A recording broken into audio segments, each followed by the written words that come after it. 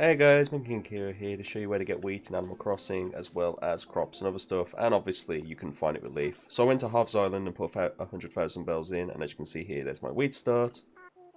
So I'm going to just buy a lovely selection of that, including carrots. Now as far as I know, Leaf will have different things for you to sell crop-wise throughout the day, so if wheat isn't here, or carrots on here for instance, then you might have to come back on a different day and just recycle until you actually find what you want.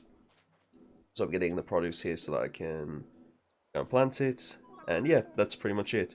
Obviously, if you don't want to wait for Leaf to spawn your island, you can come to Harv's Island and buy one of the plots, aka the one at the top right here, in order to get him to spawn, which will then allow you to get wheat and other things that you need. There are also obviously other things around here and such, but yada yada etc. etc.